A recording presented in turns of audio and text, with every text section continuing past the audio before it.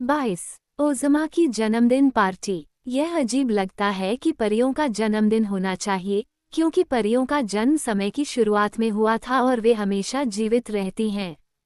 फिर भी, दूसरी ओर, एक परी को, जिसके पास बहुत सारी अन्य अच्छी चीजें हैं, जन्मदिन की खुशियों से वंचित करना शर्म की बात होगी। इसलिए हमें आश्चर्य नहीं होना चाहिए कि परियां भी अपना जन्मदिन वैसे ही मनाती हैं जैसे अन्य लोग मनाते हैं, और इसे दावत और आनंद का अवसर मानते हैं। ओज़मा, ओज़ के परीलोक की शासक सुंदर लड़की, एक असली परी थी, और अपने लोगों की देखभाल करने में इतनी प्यारी और कोमल थी कि वह सभी लोगों की बहुत प्रिय थी। वह दुनिया के सबसे शानदार शहर के सबसे शानदार महल में रहती थी, लेकिन यह उसे अपने राज्य के सबसे विनम्र व्यक्ति की दोस्त बनने से नहीं रोक पाया।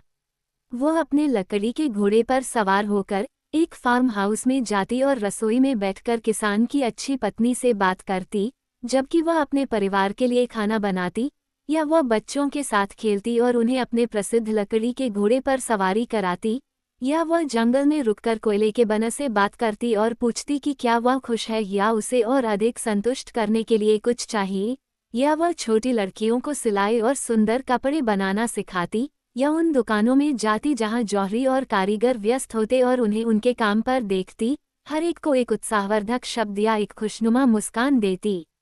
और फिर ओज़मा अपने चुने हुए दरबारियों के साथ अपने रत्नजड़ित सिंहासन पर बैठती और अपने लोगों द्वारा लाई गई किसी भी शिकायत को धैर्यपूर्वक सुनती, सभी को समान न्याय देने का प्रयास करती। ये जानते हुए कि वह अपने निर्णयों में निष्पक्ष थी, ओज़ के लोग उसके निर्णयों पर कभी बड़बड़ाते नहीं थे, बल्कि सहमत थे। अगर ओज़मा उनके खिलाफ निर्णय लेती है, तो वह सही है और वे गलत हैं। जब डोरोथी और ट्रॉट और बेट्सी बॉबिन और ओज़मा एक साथ होते थे, तो कोई सोचता था कि वे सभी एक ही उम्र के हैं, और परी शासक अन्य तीनों से ज्यादा बड़ी या बड़ी नहीं थी। वो उनके साथ सामान्य लड़कियों की तरह हंसती और उछलती कूदती थी, फिर भी ओज़मा के बारे में एक शांत गरिमा का भाव था, यहाँ तक कि उसके सबसे खुशमिजाज मूड में भी, जो उसे दूसरों से अलग करता था। तीनों लड़कियां उसे समर्पित रूप से प्यार करती थीं, लेकिन वे कभी भी यह नहीं भूल पाईं कि ओज़मा ओज़ के अद्भुत परिलोक की शाही शासक थी और जन्म से ही एक शक्तिशाली जाति से थी। ओज़मा का महल एक रमणीय और विस्तृत उद्यान के बीच में था, जहां शानदार पेड़ और फूलदार झाड़ियां और मूर्तियां और फव्वारे बहुतायत में थे। इस आकर्षक उद्यान में कोई भी घंटों टहल सकता था और हर कदम पर कुछ न कुछ दिलचस्प देख सकता था। एक जगह पर एक मछली घर था, जहां अजीब और सुंदर मछलियां तैरती थीं। दूसरी जगह पर हवा के सभी पक्षी प्रतिदिन एक बड़े भोज के लिए इकट्ठा होते थे, जिसे ओज़मा के सेवक उनके लिए तैयार करते थे, और वे नुकसान से इतने बेखौफ थे कि वे किसी के कंधों पर बैठ जाते और किसी के हाथ से खाते। वहां विस्मृति के पानी का फव्वारा भी था, लेकिन इस पानी को पीना खतरनाक था, क्योंकि इससे व्यक्ति वह सब कुछ भूल जाता था जो उसने पहले कभी जाना था, यहाँ तक कि अपना नाम भी, और इसलिए ओज़मा ने फव्वारे पर चेतावनी का चिन्ह लगा रखा था। लेकिन वहाँ ऐसे फव्वारे भी थे जो बहुत ही सुगंधित थे, और स्वादिष्ट अमृत के फव्वारे, ठंडे और भरपूर स्वाद वाले, जहाँ सभी का स्वागत था। महल के चारों ओर एक बड़ी दीवार थी, जो चमकीले पन्ने से जड़ी हुई थी, लेकिन द्वार खुले थे और किसी को भी प्रवेश करने की मनाही नहीं थी। छुट्टियों के दिनों में एमरल्ड सिटी के लोग अक्सर अपने बच्चों को ओज़मा के बगीचों के चमत्कार देखने के लिए ले जाते थे, और अगर उनका मन होता तो वे शाही महल में भी प्रवेश कर जाते थे, क्योंकि वे जानते थे कि वे और उनके शासक दोस्त हैं, और ओज़मा उन्हें खुशी देने में प्रसन्न होता है। जब ये सब विचार में आता है, तो आपको आश्चर्य नहीं होगा कि ओज़ की भूमि के लोग, साथ ही ओज़मा के सबसे घनिष्ठ मित्र और उसके शाही दरबारी, उसका जन्मदिन मनाने के लिए उत्सुक थे, और उन्होंने कई सप्ताह पहले से ही उत्सव की तैयारियां कर ली थीं। सभी ब्रास बैंड ने अपनी बेहतरीन धुनों का अभ्यास किया, क्योंकि उन्हें Winkie country, Gillikin country, Munchkin country और क्वाडलिंग कंट्री के साथ साथ एमरल्ड सिटी में होने वाले कई जुलूसों में मार्च करना था। सभी लोग अपने शासक को बधाई देने नहीं जा सकते थे, लेकिन सभी लोग किसी न किसी तरह से उसका जन्मदिन मना सकते थे, चाहे वे उसके महल से कितनी भी दूर क्यों न हों। उसकी भूमि में हर घर और इमारत को बैनर और झंडियों से सजाया जाना था, और हर किसी के लिए खेल, नाटक और सामान्य अच्छा समय होना था। ओज़मा का ये रिवाज था कि वह अपने जन्मदिन पर महल में एक भव्य दावत देती थी, जिसमें उसके सभी करीबी दोस्त आमंत्रित होते थे। ये वाकई एक अजीबोगरीब तरह की पार्टी थी, क्योंकि ओज़ में दुनिया के बाकी हिस्सों की तुलना में ज़्यादा विचित्र और असामान्य चरित्र हैं, और ओज़मा को आम लोगों की तुलना में असामान्य लोगों में ज़्यादा दिलचस्पी थी, ठीक वैसे ही जैसे आप और मैं रखते हैं।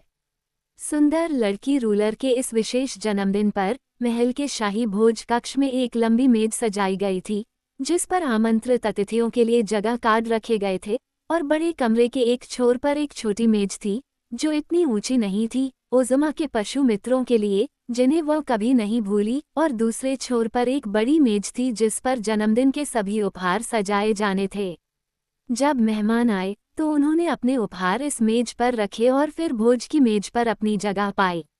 और मेहमानों के बैठने के बाद जानवर एक गंभीर जुलूस में प्रवेश कर गए और जेलिया जाम द्वारा उन्हें उनकी मेज पर रखा गया। फिर जब गुलाब और फन के झुंड द्वारा छिपा हुआ एक ऑर्केस्ट्रा इस अवसर के लिए रचित एक मार्च बजा रहा था, तब रॉयल ओज़मा ने भोज हॉल में प्रवेश किया, जिसमें उनकी नौकरानियां शामिल थीं, और उन्होंने मेज के शीर्ष पर अपना स्थान ग्रहण किया। वहां उपस्थित सभी लोगों ने जयकारे के साथ उसका स्वागत किया। पशुओं ने भी दहाड़ना, गुर्राना, भौंकना, म्याऊं म्याऊं करना और किलकारी मारना शुरू कर दिया, जिससे खुशी का कोलाहल और बढ़ गया, और फिर सभी अपनी अपनी मेजों पर बैठ गए। ओज़मा के दाईं ओर ओज़ का प्रसिद्ध बिजूका बैठा था, जिसका भूसे से भरा शरीर सुंदर नहीं था, लेकिन उसके खुशमिजाज स्वभाव और चतुर बुद्धि ने उसे आम लोगों का पसंदीदा बना दिया था। शासक के बाईं ओर टिन वुडमैन बैठा था, जिसके धातु के शरीर को इस आयोजन के लिए चमकीला पॉलिश किया गया था। टिन वुडमैन विनकी देश का सम्राट था और ओज़ के सबसे महत्वपूर्ण व्यक्तियों में से एक था। बिजूका के बगल में डोरोथी बैठी थी, और उसके बगल में टिक टॉक, क्लॉकवर्क मैन था, जिसे उसकी घड़ी की कल की अनुमति के अनुसार कसकर लपेटा गया था, ताकि वह भागकर उत्सव में बाधा न डाले। फिर आंटी एम और अंकल हेनरी आए, डोरोथी के अपने रिश्तेदार, दो दयालु बूढ़े लोग जिनका एमरल्ड सिटी में एक आरामदायक घर था और वे वहां बहुत खुश और संतुष्ट थे। फिर बेट्सी बॉबिन बैठी थी, और उसके बगल में मजाकिया और खुशमिजाज शैगी मैन था, जो जहां भी जाता था सबका पसंदीदा होता था। टेबल के दूसरी तरफ टिन वुडमैन के सामने ट्रॉट बैठा था, और उसके बगल में कैप्टन बिल। फिर बटन ब्राइट और ओज़ो द लकी और डॉक्टर पिप्ट और उनकी अच्छी पत्नी मार्गालोट और आश्चर्यजनक फ्रॉगमैन बैठे थे, जो ओज़मा के जन्मदिन की दावत में शामिल होने के लिए यिप देश से आए थे। मेज के नीचे ओज़मा के सामने रानी ग्लिंडा, उसकी अच्छी जादूगरनी बैठी थी, क्योंकि यह वास्तव में मेज के सिर के बगल में सम्मान का स्थान था जहां ओज़मा खुद बैठती थी। ग्लिंडा के दाईं ओर ओज़ का छोटा जादूगर बैठा था, जिसने ग्लिंडा की बदौलत ही अपनी सारी जादुई कलाएं सीखी थीं। फिर जिंजुराई, जो एक सुंदर लड़की किसान थी, जिसे ओज़मा और डोरोथी बहुत पसंद करते थे। बगल की सीट पर टिन सोल्जर बैठा था, और उसके बगल में रॉयल एथलेटिक कॉलेज के प्रोफेसर एचएम वोगलबर्ग टी बैठे थे। ग्लिंडा के बाईं ओर खुशमिजाज पैचवर्क गर्ल बैठी थी, जो जादूगरनी से थोड़ा डरती थी और इसलिए वह खुद को बहुत अच्छे से पेश आने की संभावना रखती थी। शैगी मैन का भाई पैचवर्क गर्ल के बगल में था, और फिर वह दिलचस्प व्यक्ति आया, जैक पंपकिनहेड, जिसने ओज़मा के जन्मदिन पर पहनने के लिए एक नया सिर बनाने के लिए एक शानदार बड़ा कद्दू उगाया था, और उस पर एक चेहरा उकेरा था जो पिछले बार पहने गए चेहरे से भी ज्यादा खुशनुमा था। जैक के लिए नए सिर असामान्य नहीं थे, क्योंकि कद्दू लंबे समय तक नहीं टिकते थे, और जब बीज जो उसके दिमाग के रूप में काम करते थे नर्म और गूदेदार होने लगे, तो उसने महसूस किया कि उसका सिर जल्द ही खराब हो जाएगा, और इसलिए उसने अपने बड़े कद्दू के खेत से एक नया कद्दू खरीदा, जिसे उसने इस तरह उगाया था कि उसे कभी सिर की कमी न हो। आपने देखा होगा कि ओज़मा की दावत की मेज पर उपस्थित लोगों में कुछ मिली जुली बातें थीं, लेकिन आमंत्रित प्रत्येक व्यक्ति लड़की रूलर का विश्वसनीय मित्र था, और उनकी उपस्थिति से वह काफी खुश थी। ओज़मा जैसे ही जन्मदिन की मेज की तरफ पीठ करके बैठी, उसने देखा कि सभी लोग उत्सुकता और खुशी से उसके पीछे किसी चीज को देख रहे थे, क्योंकि खूबसूरत जादुई फूल शानदार ढंग से खिल रहा था और पौधे पर एक के बाद एक खिलने वाले विशाल फूल देखने में बहुत सुंदर थे और पूरे कमरे को अपनी कोमल खुशबू से भर रहे थे। ओज़मा भी देखना चाहती थी कि सभी लोग क्या देख रहे हैं, लेकिन उसने अपनी उत्सुकता पर काबू पा लिया क्योंकि यह उचित नहीं था कि वह अभी अपने जन्मदिन के उपहारों को देखे। इसलिए मधुर और सुंदर शासक ने अपने मेहमानों के लिए खुद को समर्पित कर दिया, जिनमें से कई, जैसे बिजूका, Tin Woodman, Patchwork Girl, TikTok, Jack Pumpkinhead और टिन सैनिक, कभी कुछ नहीं खाते थे, बल्कि अपने स्थानों पर बहुत विनम्रता से बैठते थे और उन मेहमानों का सत्कार करने की कोशिश करते थे जो खाते थे। और जानवरों की मेज पर एक और दिलचस्प समूह था, जिसमें कायशेर, भूखा बाघ, टोटो, डोरोथी का छोटा झबरा काला कुत्ता, हैंक द म्यूल, गुलाबी बिल्ली का बच्चा, लकड़ी का सौहौज, पीली मुर्गी और कांच की बिल्ली शामिल थी। सौहौज और कांच की बिल्ली को छोड़कर इन सभी की भूख अच्छी थी और प्रत्येक को उसके पसंदीदा भोजन की भरपूर आपूर्ति दी गई थी। अंत में जब भोज लगभग समाप्त हो गया और आइसक्रीम परोसी जाने वाली थी, 4 नौकर एक बहुत बड़ा केक लेकर आए, जो पूरी तरह से फ्रॉस्टेड था और कैंडी के फूलों से सजा हुआ था। केक के किनारे पर जलती हुई मोमबत्तियों की एक पंक्ति थी और बीच में उभरे हुए कैंडी अक्षर थे जिन पर ये शब्द लिखे थे, डोरोथी और जादूगर से ओज़मा का जन्मदिन का केक। ओह, कितना सुंदर है! ओज़मा बहुत प्रसन्न होकर चिल्लाई और डोरोथी ने उत्सुकता से कहा, अब तुम्हें केक काटना होगा, ओज़मा, और हम में से प्रत्येक अपनी आइसक्रीम के साथ इसका एक टुकड़ा खाएगा। जेलिया जाम्ब ने एक बड़ा सुनहरा चाकू लाया जिस पर एक रत्न जड़ित हैंडल था और ओज़मा अपनी जगह पर खड़ी हो गई और केक काटने की कोशिश की। लेकिन जैसे ही बीच में लगी फ्रॉस्टिंग चाकू के दबाव से टूटी, केक से 3 इंच ऊंचा एक छोटा बंदर उछला और उसके पीछे एक और, फिर एक और, आखिरकार 12 बंदर मेज़पोश पर खड़े हो गए और ओज़मा को झुककर प्रणाम किया। हमारे दयालु शासक को बधाई, उन्होंने एक स्वर में कहा, और फिर उन्होंने एक नृत्य शुरू किया जो इतना मज़ेदार और मनोरंजक था कि सभी लोग ठहाके लगाकर हंसने लगे और ओज़मा भी उनके साथ शामिल हो गई।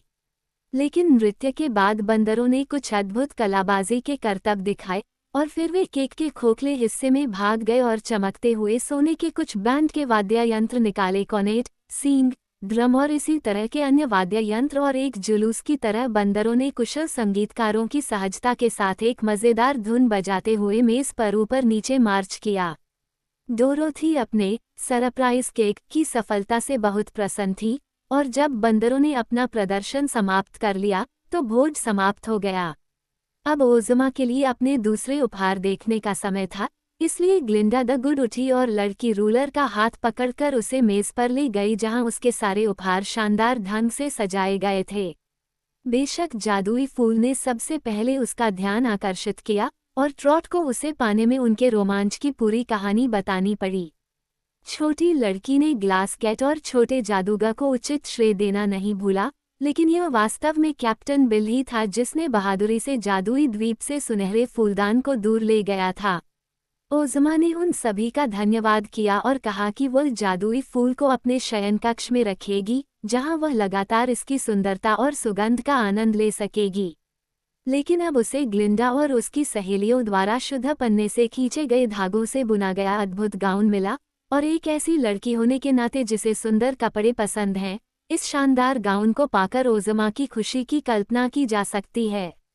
वो इसे पहनने के लिए बड़ी मुश्किल से इंतजार कर रही थी, लेकिन मेज़ पर दूसरे सुंदर उपहार भरे हुए थे और रात बहुत बीत चुकी थी, इससे पहले कि खुश लड़की रूलर ने अपने सभी उपहारों की जांच की और उन लोगों को धन्यवाद दिया जिन्होंने उन्हें प्यार से दिया था।